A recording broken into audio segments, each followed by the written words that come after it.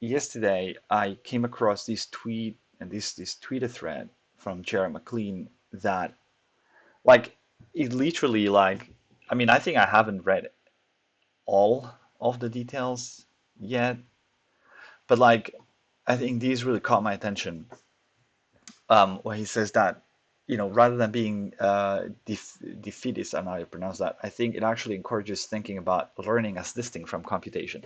This was a bit of a it's like I don't know, it kind of broke my brain to be honest, because I've always thought that learning is computation, or you achieve learning through computation. Like, at least if you think about modeling learning as you compute a model of the world based on the inputs that you're getting, and then you query that model.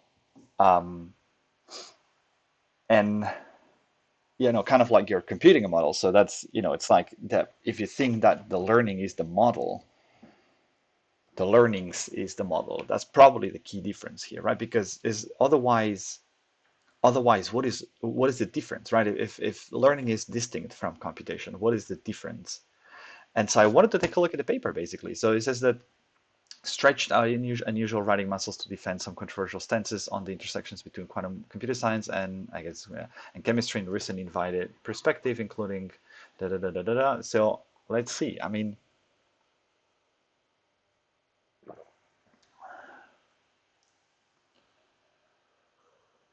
mm, I know this is a bit different than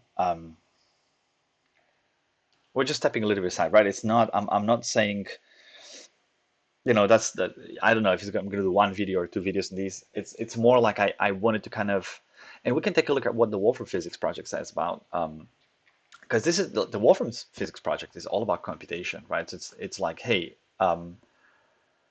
like here is a computational model of the universe, right?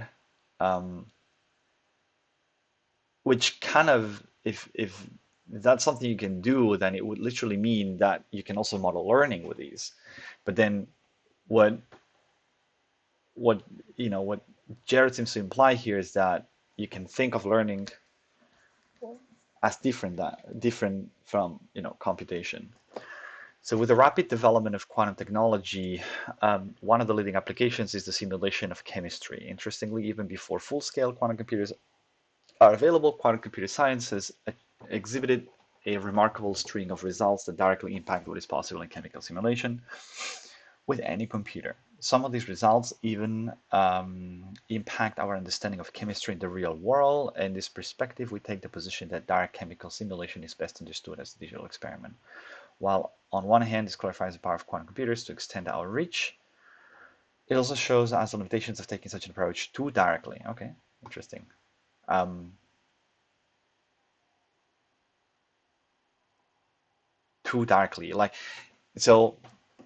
So maybe that makes reference to like the kind of like that you've got to think about the learning component of it and not just kind of model something in a circuit and that's it, right?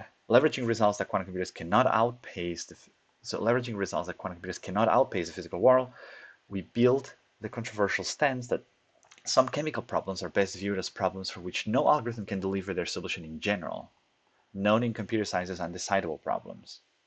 Mhm. This has implications for the predictive power of thermodynamic models and topics like ergodic hypothesis. The ergodic hypothesis, that seems like something worth Googling. However, we argue that this perspective is not defeatist. How do you pronounce that? defeatist. Defeatist.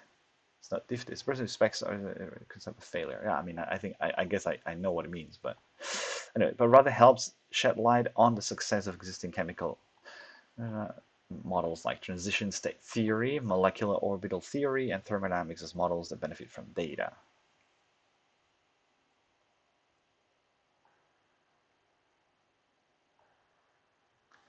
Maybe that's the key. Maybe that's because you've got models, right, which don't necessarily depend on data. I mean, to some extent they do, right? Because you model something out of results. So this is really data, right? So you build a model out of that and that's it. Unless it means adaptive models, but then it's still computation. I mean, we contextualized recent results showing that data augmented models, okay, that's an interesting concept, are more powerful um, road simulations. What is road? Learning some English on the way. Mechanical, okay. Rote learning is a memorization technique based on repetition. Okay.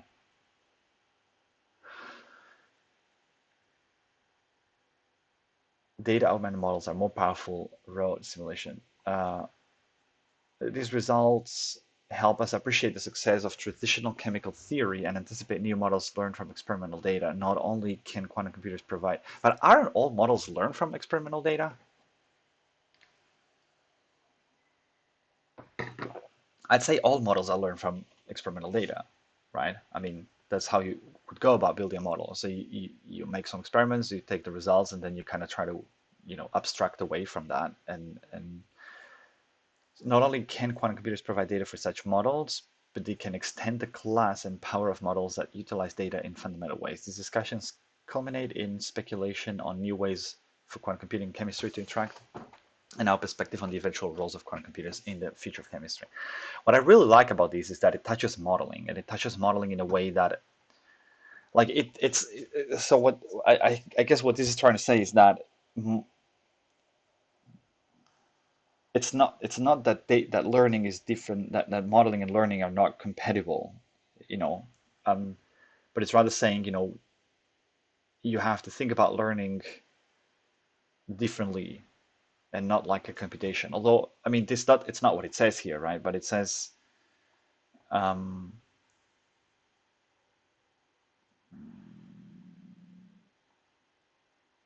that some chemical problems are best viewed as problems for which no algorithm can deliver their solution in general, so undecidable problems. This has implications for the predictive power of thermodynamic models. No algorithm. Okay.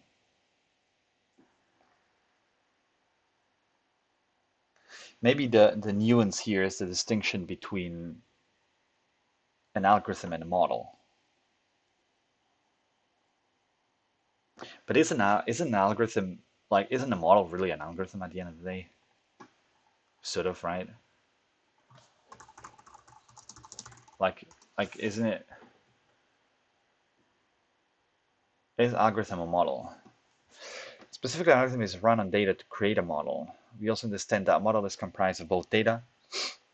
Okay, so the definition of a model is it's comprised of data and in a procedure for how to use the data to make a prediction on new data. So you can think of the procedure as a prediction algorithm, if you like. Okay, so the model can have algorithms, but then the way that this is defined is the model. When you say and talk about a model, you're also talking about the data that is in this model. And then the prediction algorithm is the stuff that helps you make the prediction, but it's still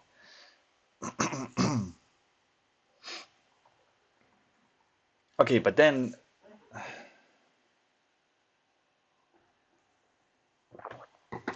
the difference. But then essentially the difference would be, at least what Jared says in this tweet, right? Let's think about learning as distinct from computation. Uh, it's maybe that's the distinction, that learning includes data, right? And that's essentially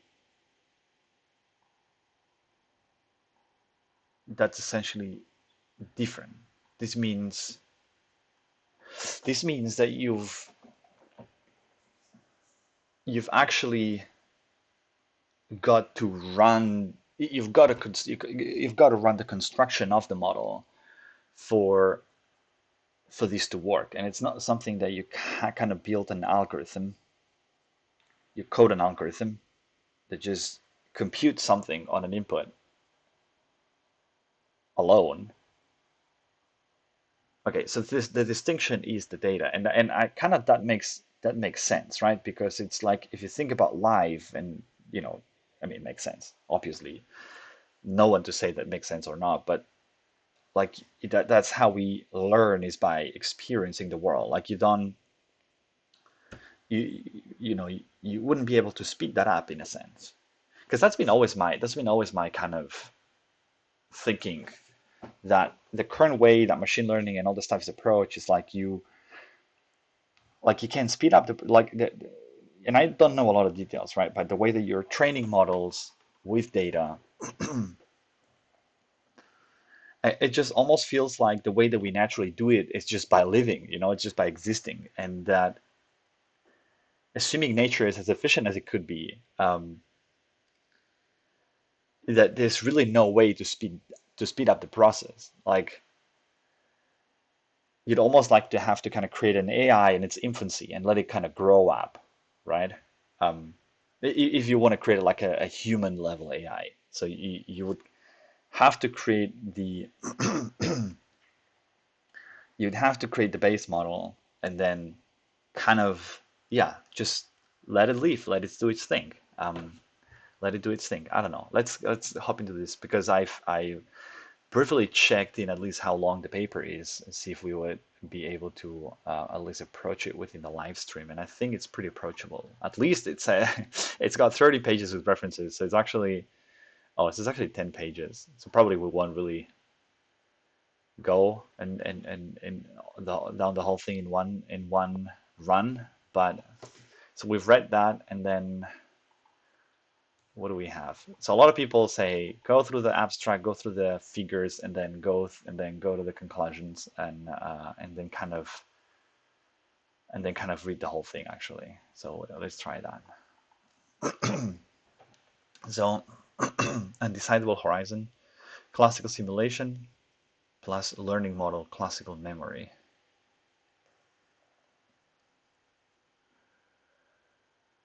and then quantum simulation. Okay, so that's actually that's pretty much an undecidable horizon. Okay, that's pretty much what I'm saying, right? So you're having the simulation per se is the algorithmic part, but then you've got an actual learning model, so you've actually got a memory, so you've got the data that reflects your learning so far. Give me a second.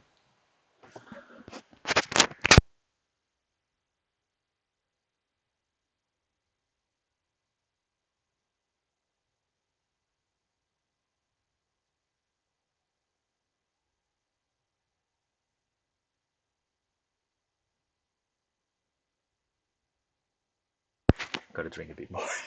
Didn't want to leave you guys deaf. Cartoon of the relative power of direct simulation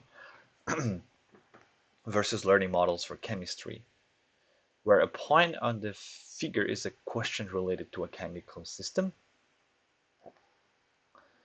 The ovals on the left depict questions sufficiently accessible via simulation of time dynamics, where quantum simulation is widely believed to be exponentially stronger than classical simulation, but still softly bound. I like how the I like how the soft barrier is really just a blurred bound. Um, by the no fast forwarding to like behind the system in nature, even with a quantum computer, learning models, which include both traditional theories supported by data like thermodynamics as well as modern machine learning models, strictly include all questions answerable by traditional simulation, as they are assumed to have access to simulation, but also have their power enhanced by data that comes either from nature or quantum simulations or other quantum simulations. Okay, the availability of quantum states held in memory and full quantum computation extends the questions that may be efficiently answerable beyond that of traditional learning models. Okay.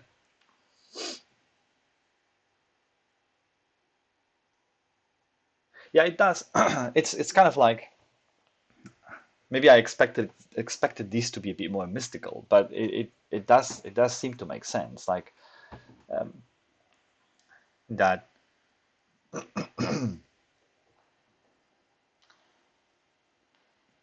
that in a way the data, right, is like it plays a big role in the way you learn, right? And actually, that's the same with in real life, right? If you close yourself in a room forever, like I guess you wouldn't just really magically grow smarter or something. Like it just experiencing the world and experiencing things in the real world is what kind of helps us learn and grow.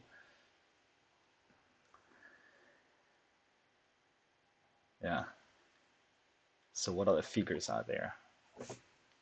A sketch of two viewpoints for the problem of chemical synthesis.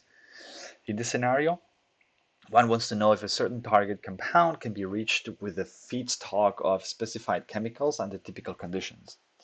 The combinatorial view tries to address this question by introducing a closed reaction system with a large but finite number of reagents and explores potential reaction pathways to determine feasibility through some proxy-like free energy. Yeah, so basically, I guess all the fancy wording here means that in sort of a more traditional simulation way, like a combinatorial view of these, you would kind of basically try to define some boundaries and then explore all paths, basically.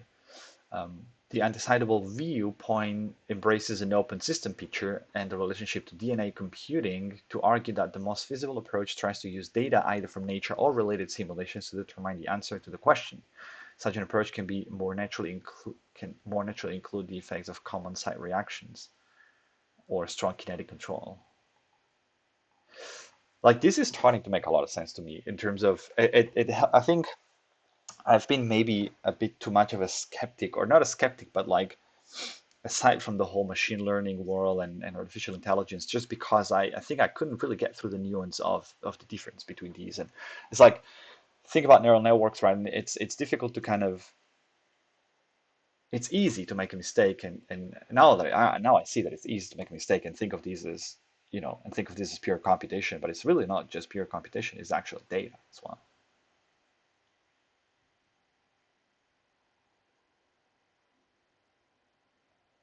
And in a sense, what the Wolfram model or the Wolfram project is trying to do, right, is the combinatorial approach. Is like, hey, I mean, no, it's a bit of no, no. Actually, I don't think so. I think that they might get it right, because what they do is actually a combined. I mean, I don't know what they're doing, right? But like the idea of you come out with a framework of, that's a sort of a, a, a kind of model or a family of models that could work, like from a computational perspective, the hypergraphs and all that stuff. But now let's explore, instead of just exploring all the potential universes that all this theory can generate, let's take a look at the real world. Let's take a look at data from existing, models and experimental data and stuff like that. And let's try to see if with these data we kind of can learn the model of the universe, right? And I think that's kind of, yeah, it kind of makes a bit of sense rather than like presenting some set of equations and saying, hey, that's it, that's the formulation. Maybe it's like you actually need to sort of teach a toy universe to become the universe, right? The most feasible approach tries to use data. Yeah, okay, that's exciting. Actually, that's pretty exciting. I think this is definitely, yeah, this is really interesting. It's so much stuff that one could be doing and looking at, and it's just, God, it's so difficult to focus on stuff. Anyway, chemical system, quantum sensor measurement, transduction, quantum computer. Okay, so what is this? New stuff, transduction. Comparison of quantum and classical data pipelines. The presence of classical data or traditional measurements. Mhm. Data from the laser spectroscopy or thermodynamic models already confers an advantage over traditional simulation. Here we contrast the pipeline with one where quantum data is collected from quantum sensors, which can be stored in quantum memory, increasing yet again the power of available data. In the classical case, the sensor measures and reports classical values back to a classical computer. In the quantum case, the sensor that has its state transferred into a quantum computer, a process also known as transduction, where it may be computed alongside multiple additional copies of such states to perform tasks that would be exponentially more costly in a classical computer. Inside setups, the quantum transaction route can require exponentially fewer measurements than the classical case to learn some quantities or perform some tasks. In cases where data is hard to come by, that classical case to learn some quantities or perform some tasks. In cases where data is hard to come by and transient, short-lived, or rare systems, this can make an impossible characterization into one that is routine. So you've got a chemical system. It's almost like, yeah, it's almost like you're mapping. So you've got quantum sensors, whatever they are, and they basically translate the chemical system by just whatever the transaction process is, and then it gets into a quantum computer. So that's actually that's probably why we've got all these issues currently with quantum machine learning, where people just encode classical data in the quantum computer, and then you know then they go for it, and obviously as it's been, and I haven't read almost anything about this, but it seems a lot of people are just saying, that's especially the Google people. It's just like, quantum, like classical data encoded in the quantum computer. It's not gonna lead to any advantage. Um, okay, cool. These, what else is here? So we've got this other figure that says contrasting the state versus stabilizer um, and rotation viewpoint for quasi-degenerate systems. The top shows a representation of an electronic state built from rotations applied to a stabilizer state, while the bottom depicts a traditional configuration-based view. Electronic catalysts often exhibit quasi-degeneracy, making them challenging to treat with single reference methods. I have no idea what that means. The stabilizer formalism from quantum error correction combined with efficient single particle rotations may offer a compact way to both simulate and analyze such situations, as the use of degeneracy to protect quantum states is a core principle of quantum error correction. Graph state representations of stabilizer states may offer connections to chemical bonding and electron correlation theory, all while being computationally efficient to simulate and analyze classically. Chemical system, analog quantum classical feedback, analog quantum feedback, quantum probe, and then digital correction algorithm. Okay. Digital quantum feedback control inspired by quantum error correction. Quantum control of chemical reactions is a well-studied field, and many aspects of it are mirrored in the control of qubit systems. Is it the well-studied field? What the hell is that? Well, direct measurement of a system through typical analog signals destroys entanglement. Yeah. In a quantum system, quantum classical, the use of a quantum probe or ancilla system can allow measurements that preserve or create entanglement in the target system reliably. And really? Quantum. The use of, okay. While this paradigm is already powerful, the tools of discrete computer science allow one to use such interactions in combination with algorithms that can be imagined as sophisticated Maxwell's demons to pump entropy out of the system at incredible rates far exceeding those of typical thermalization to stabilize exotic quantum states like electronic states for timescales that could in principle extend for years using only local measurements and feedback. These tools are developed at length in the field of quantum error correction, and we imagine here how those tools might eventually integrate with chemical systems. Such construction may pave the way, maybe it's the way, for novel excitonic or energy transport designs. That's, I really haven't understood half of it, but that sounds cool. Uh, Outlook. So let's take a look at the Outlook, and then let's jump into the paper.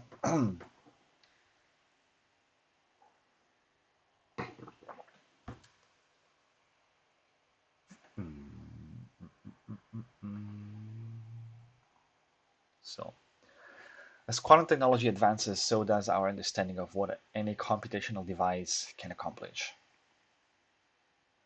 In this perspective, we have explored the ways in which results from quantum computer science may impact our view and approach towards computational chemistry. On one hand, quantum computers are believed to offer an exponential advantage over classical computers in direct simulation of some quantum chemical theories, making certain tasks that previously seemed impossible into ones that should be relatively routine.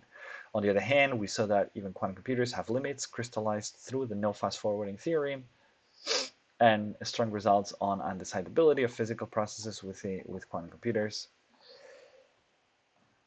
Mm,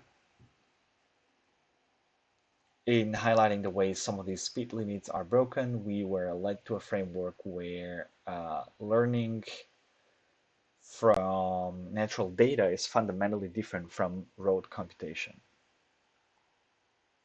That's interesting. So, I mean, the rote computation, this is, if I understand this well, it, that is what machine learning is, isn't it? So, rote learning is a memorization technique based on repetition. The idea is that one will be able to quickly recall the meaning of the material the more one repeats it. Mm, what is rote computation?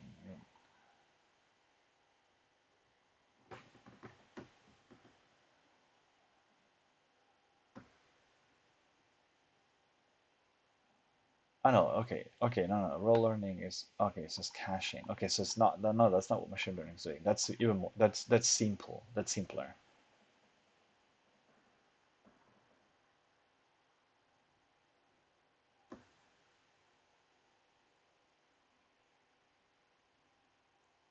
Mm, mm.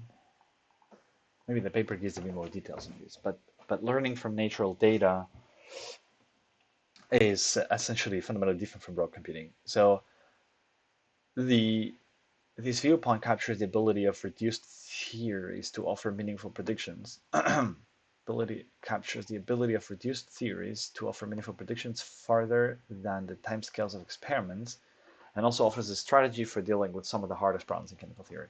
It has now been decisively shown that classical models empowered by data from quantum computation, including both nature and engineered computers, are more powerful than traditional computation without data, assuming only that quantum computers may perform some tasks faster than classical, assuming only that quantum computers may perform some tasks faster than classical computers, while data from quantum devices will play an important role in their future interactions with chemistry, the ability to feed quantum data directly into the quantum computers offers more power still. But I mean, that was the whole, that was my biggest doubt. Like, it's been the biggest doubt for like, you know, since I started actually learning about quantum computing and the QML stuff, which is basically, okay, so how do you feed data into a quantum computer directly, right? Quantum data. The interplay of quantum computers with more advanced quantum sensors may offer untold possibilities. Finally, we expect the interplay between quantum information theory and chemical theory to continue, where important of ideas domains like digital quantum error correction may open new avenues of research. In looking forward, we see a bright future for the ways in which quantum technology may advance the study of chemistry. While this is true that the direct simulation abilities of quantum computers will offer amazing value, we have argued here that this is just the tip of the iceberg. Our ability to address some of the hardest problems in chemistry and nature through data and learning will only be bolstered by strong quantum technology, and that future is on its way. Thank to Nathan Wiebe for helpful discussions and feedback on the draft. That sounds like an interesting paper to go and dive into. So we'll do this right now. What time is it? Okay, 30 minutes in. That's all chill. Cool. Cool. So I'm not going to aim at covering everything, but maybe let's go through the introduction and then let's just do some thinking rather than just rushing through the paper. I think I'm going to take the time to do that in a couple of sessions um, because that is, and to an extent, it feels like that's kind of helping me connect a lot of the dots that I've internally been struggling with, right? In terms of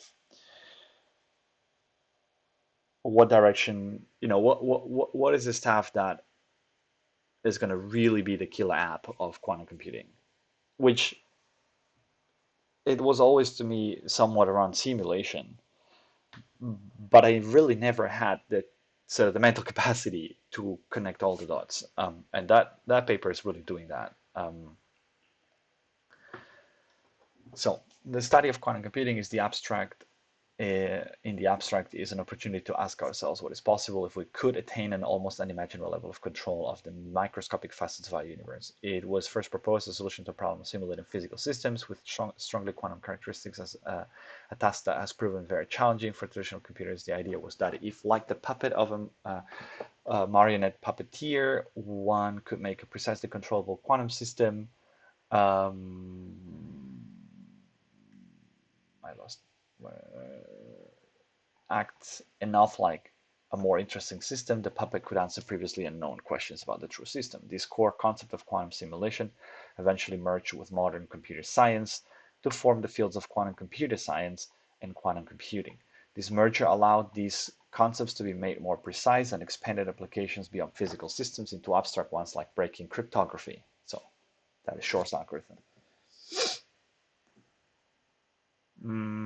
But that's what I mean, right? Like for me, the Shor's algorithm is really just an expanded application, and in a sense that it's just really that edge case. I think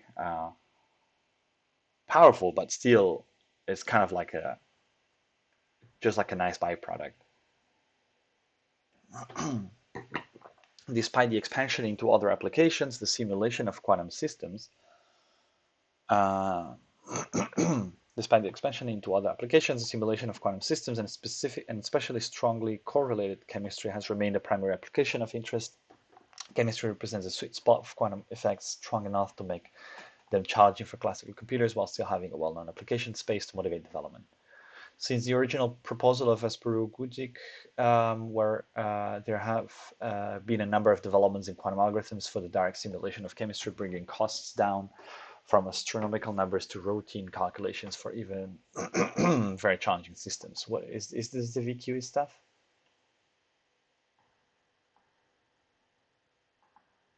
I think that's the VQE stuff, probably. In parallel to algorithmic developments, quantum technology has advanced at a rapid pace. Recent demonstrations by the Google Group have experimentally shown that these devices are capable of tasks that are incredibly challenging in a classical computer, with a gap that will only grow with the quality of modern quantum computers. That's quantum supremacy, I guess. In addition, a number of prototype chemistry experiments have now been experimentally demonstrated in quantum devices. At present, error rates in quantum devices are too great to make them competitive with the best classical algorithms of chemistry.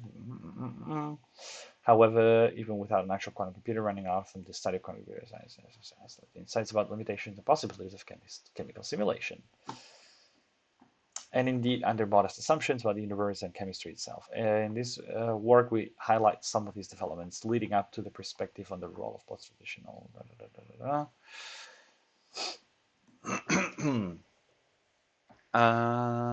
To build this perspective, we begin by framing direct chemical simulation as a digital experiment. In this framework, we exploit known results that restrict the power of any computer, even a quantum one. Sorry guys, give me a second. Be back in a second.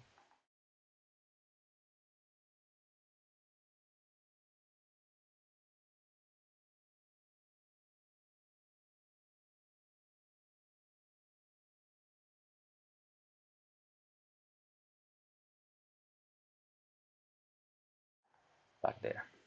Where was I? Along with the current surprising results about the impossibility of an algorithm, even a quantum exploit known results to restrict the power of any computer, even a quantum one, to understand limits of such digital experiments in chemistry. Along the way, we encounter surprising results about the impossibility of an algorithm for determining if a system ever thermalizes. What is the assist? Okay, attain thermal equilibrium with the environment. It's nice because that seems that seems quite a bit of an analog to like the halting problem, right? It probably is. It's like thermalizing is just does it reach equilibrium, so does it kind of like stop, right? Flying in the face of conventional thermodynamic analysis. However, this construction guides us to new ground where we will see that learning from data can be fundamentally more powerful than traditional computation. This sheds new light on the success of many existing chemical theories and the way in which they exceed rote simulation by leveraging the additional power provided by data. The relationship between traditional simulation and learning models in chemistry is cartooned in figure 1, where classical models, that's the figure we read, um, we consider learning models to be models where some amount of high quality training data, so this is a bit more now the definition, right? So we consider learning models to be models where some amount of high quality training data for the task is available, either from a physical experiment or a simulation, uh, in addition to just a specification of the problem. As we will argue, this is not just a reference to modern machine learning methods, but rather encompasses the foundations of chemical theory, such as transition state theory, molecular orbital theory, and thermodynamically controlled reactions.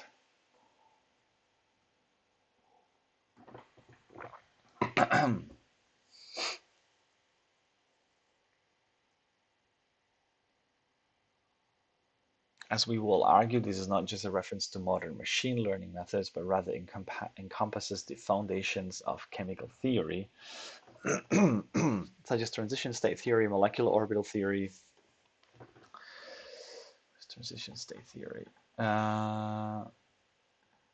In addition, we take the opportunity to highlight previously unused technology from quantum information science that may bolster the development of chemistry even before the arrival of full photon computers. The links from chemistry to results in quantum computer science all build to our ultimate perspective that the eventual role of quantum computers in chemistry will be to aid in the construction of learning models for chemistry.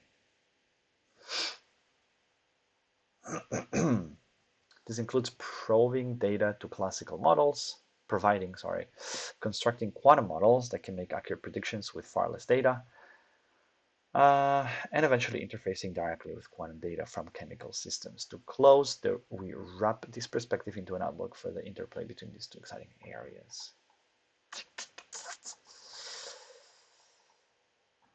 Good. Transition state theory. What is this? Transition state theory explains the reaction rates of elementary chemical reactions. The theory assumes a special type of chemical equilibrium, quasi-equilibrium, between reactants and activated transition state complexes.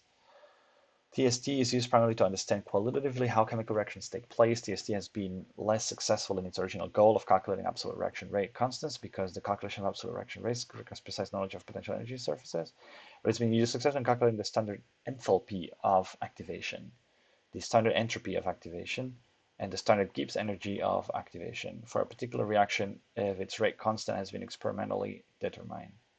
For a particular reaction, if its rate, so that's kind of, because you know you have experimental data, then the model can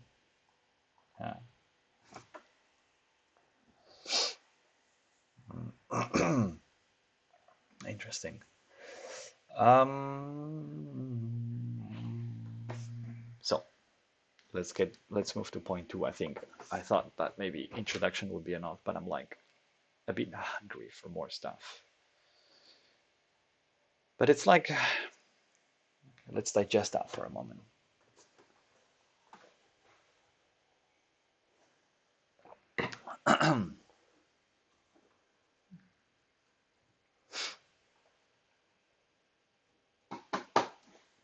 So essentially what this is saying is that you need the data component. That is essentially different than just pure traditional computation. Like the model has the data, right? That's, I guess, what's easy to miss, like when one thinks about machine learning. But here they say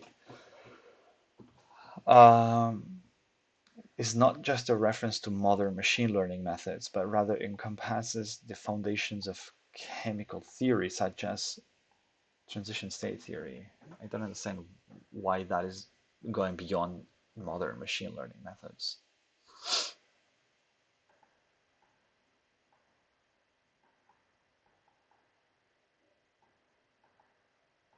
But you need that data.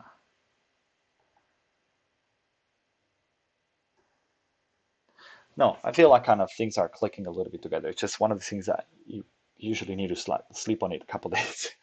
Um, because it's just there, but like I want to somewhat be able to embrace these, and it's like the you need the data. It's not you know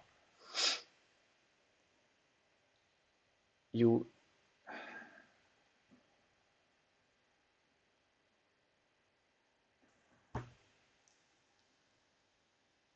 I'm trying to what I'm struggling with, right, is the difference between maybe there's no difference, right, but the difference between saying like this is how we see the universe behaving. Let me construct a model out of these. Say, I don't know, Weinstein's I don't know how his name is pronounced, but like the geometric unity thing, right? I haven't really I have no idea what it is about, but it's I'm assuming that he's not just sitting in a room and saying that's for sure how the world works or how the universe works. It's rather like that's how we see experiments, and that's maybe a model that could explain these experiments. In a sense, there is data in there, right?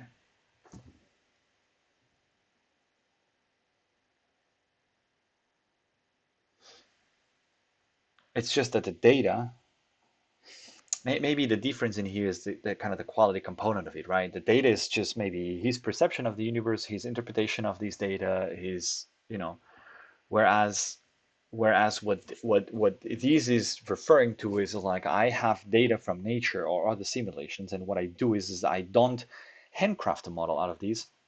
I I I built a way to build the model, right? Um,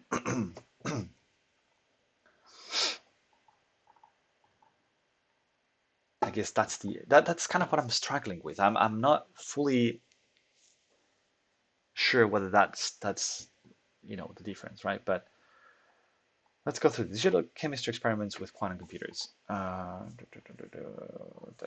a bit of a longer one. Yeah, there's a quantum computation chemistry. Okay, cool. Uh, the idea to draw a distinction between theory and computation is not new, with suggestions of considering computation as the third pillar of science, alongside experiment and theory. Okay, that gets interesting. In this framework, it can sometimes be more accurate to view simulations as closer to experiments than to theory. Quantum computing, and especially quantum simulation of physical systems, helps to make this even more clear by constructing simulations of the physical world at the quantum level with efficiently refinable and bounded accuracy. Okay, so what is these, by the way? Reference 20. Computational science ensuring America's competitiveness.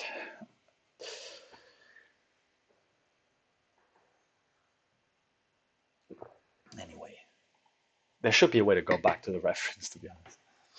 That does sometimes piss me off. But anyway, here we go. So in this framework, it can be okay. So let's just digest this for a bit, right? Because that's actually a really interesting perspective. The idea to draw a distinction between theory and computation is not new, with suggestions of considering computation as the third pillar of science alongside experiment and theory.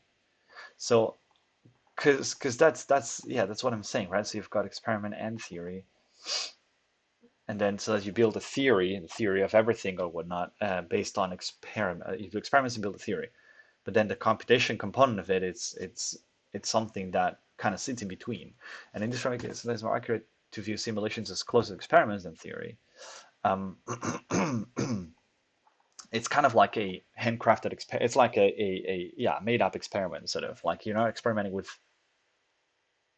nature, you're experimenting with something that is being crafted, so to say. Quantum computing, and especially quantum simulation of physical systems, helps to make this even more clear by constructing simulations of the physical world at the quantum level with efficiently refinable. Blah, blah, blah. In addition, limitations on precision for quantum computers to learn physical properties sometimes place them even closer to experiments than classical digital simulations of the same systems. Indeed, the most natural setting for a quantum simulation and a quantum computer is that of watching the system step forward in time, or quantum time dynamics. Within the field of quantum computing, the term quantum simulation is sometimes reserved for time dynamics simulation specifically. And when we refer to rote simulation, it will typically apply to this case. What is rote simulation, really? Like that is one sets an initial state, a physical system defined by its interactions, and some time to simulate. And the quantum computer performs a computational experiment in mapping the initial state to the final state, where any reasonable observable of the system can be probed.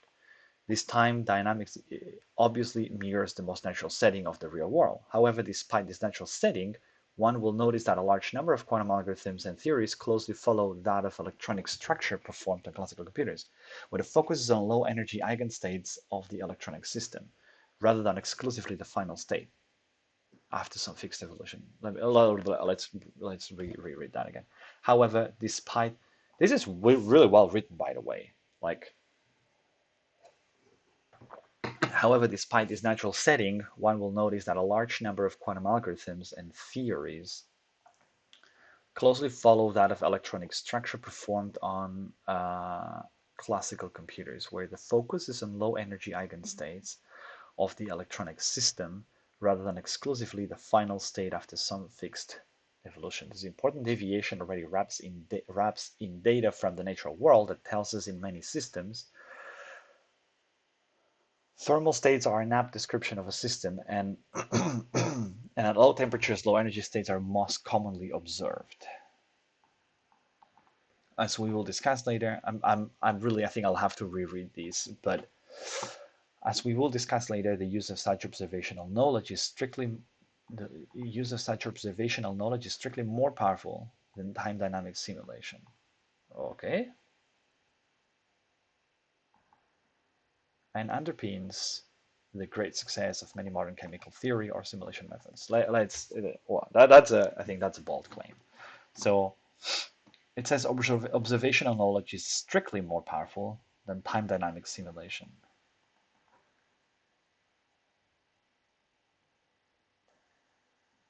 What does it mean?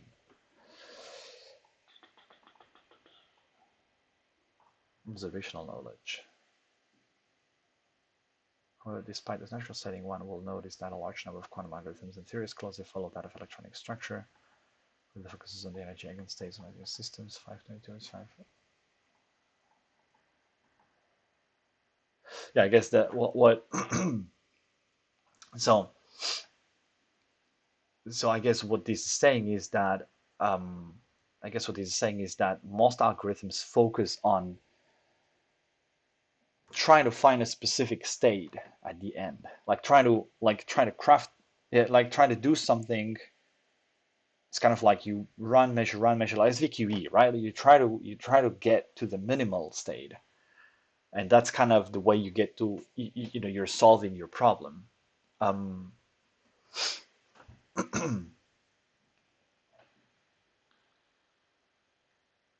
However, despite the natural setting, that large number of quantum algorithms and theories closely follow that of electronic structure, focus on low energy eigenstates of the electronic system rather than exclusively the final state after some fixed evolution.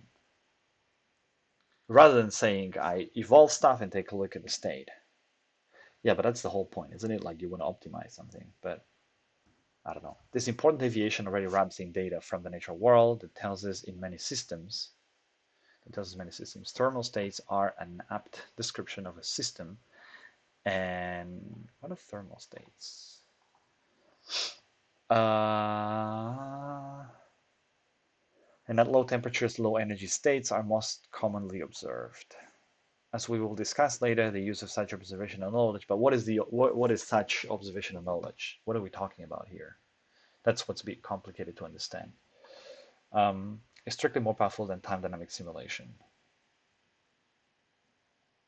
I guess the time dynamic simulation is the bit about the focus on low energy eigenstates.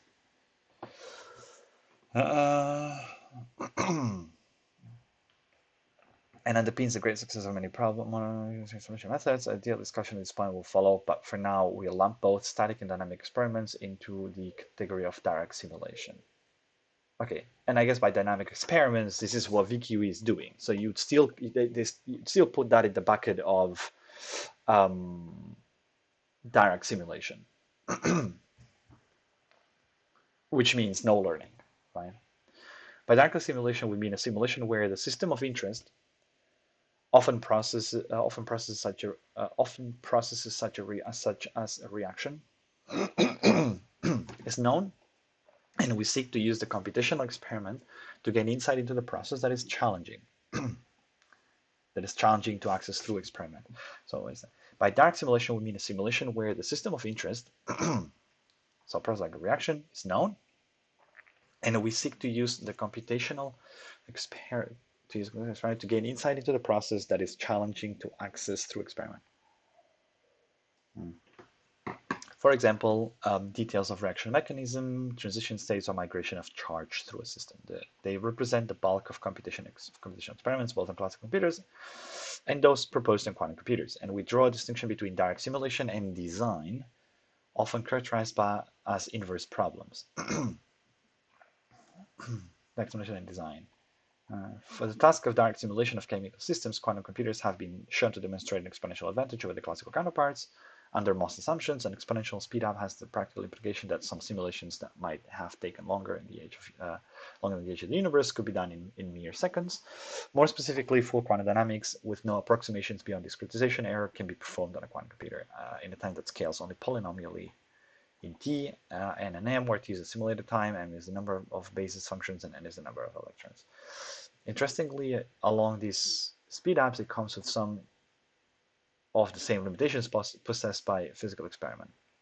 For example, in contrast to classical simulation, where more precision in a simulated quantity is often relatively easily obtained, the Heisenberg limit applies to any measurements one might perform. These approaches have to also include exploring ansatz for electronic systems that are inaccessible to classical computers. Perhaps surprisingly, recent results have shown that quantum computers can even achieve a scaling for exact computations that is sublinear in the basis set size by taking advantage of a first quantized representation.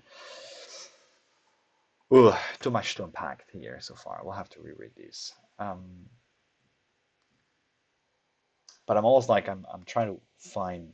So I have quantum computers do not vastly extend their capabilities into the realm of discovery or design, which we identify as distinct from direct simulation. That is, while many of the proposed simulations would be faster and more accurate representations of the same system that would be achievable classically, they are much the same type of experiment without reaching into the design space. So, okay, so what is this design space? Well, there's been some notion of how quantum search may assist in design. Most results promise at most a quadratic speedup in contrast to exponential. Though we know that direct simulation subroutines used in the potential search would still benefit from improved speed or accuracy due to the immense size of the design space. This quadratic speedup is not terribly compelling.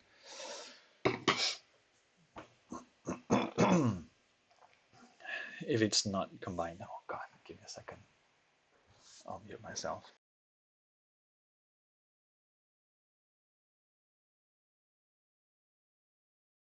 There you go. Due to the immense size of the design space, this quadratic speedup is not terribly compelling if it's not combined with structured strategies.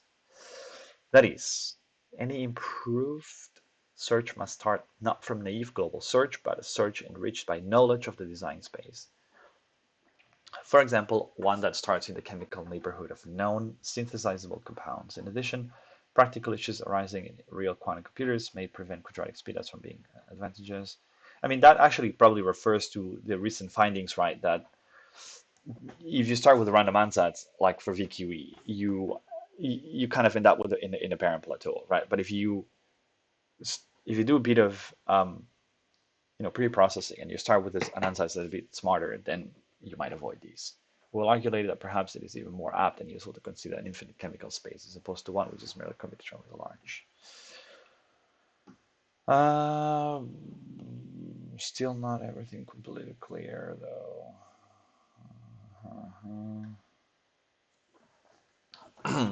That said, direct simulation, of course, has great value for design.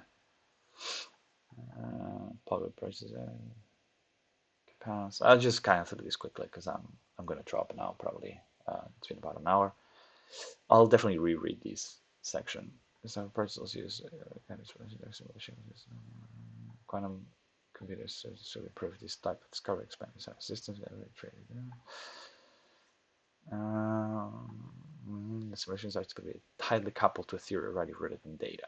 For example, the energy of a transition state might be used to justify reaction rate, but in contrast, comparatively little attention has been paid to the potential advantage of improved dynamic simulations. In addition, it is perhaps surprising that dynamic simulations and quantum computers that fully relax the part. Okay.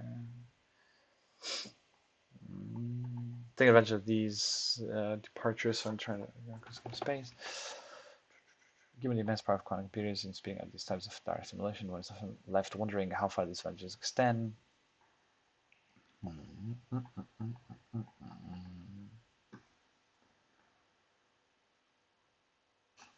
Quantum computers can't fast forward time either. Oh, sorry. Oh, what did it? Sorry, that's the end. Limits of even quantum computations in chemistry. That's the third one, and then the fourth chapter is learning as an alternative to computation. That's going to be the interesting one. Rather than claim one must give up hope on problems where the most natural explanation looks undecidable, there's computations of this problems freeze the destruction of combination approaches and leads them to embracing the only known resolutions to problems that exist for halting problems. The first and not really palatable solution that has been mentioned is running time dynamics forward and hoping for the event of interest to occur. The second, more actionable viewpoint is to understand that systems with advice can formally resolve such problems. Okay, that is also a bold claim, right? While advice has a precise definition in theoretical computer science, really? It was recently shown that data from the real world can act as a restricted form of advice. To solve the halting problem, one's advice would need to constitute a form of infinite time pre-computation. However, much like the argument of finite versus infinite systems, the pre-computation performed by the physical universe before this point, though finite, is already unique, strong, and available to be revealed through experiments. Okay. Yeah. Okay, that is definitely interesting. Awesome. That looks good. I'm liking this paper. I'll probably not reread two. I'll just go through. I'll go through three quickly. I'm interested in chapter 4. I don't know if you must read them all sequentially. But yeah. But it's interesting. I mean, indeed, it's not maybe necessarily such a deviation from learning quantum mechanics. That's kind of what I'm currently working on with the Wolfram Physics project. But it did help me understand a bit more. I think what's at the core of the idea of the physics project, at least the way that I see this, right? I'm not saying that's the right way to approach it or not, but it seems to me, based on what I've read about it and heard about it, and it's this idea of you kind of have a model and they're trying to, they're not trying to just say, hey, this is all the universes you could compute. Let's see if we can find ours. It's more like, let's see whether we can have this model and then inform what are the properties and what are the things that we need to look at, and how can we then, computationally reach and kind of craft that model for the universe. And I think these are not so much incompatible from a thought perspective with what the paper is saying here. At least from my, layperson sort of naive perspective or understanding of this. Anyway, that's cool stuff. I hope that was anyhow useful, entertaining either, but it was nice to read that stuff. So, yeah, see you as soon as possible. I'm trying to kind of do more of these. It's becoming difficult because of, time constraints, but we'll get there eventually. Have a good day. What did I move here? Oh, there you go. Back in place. Have a good day.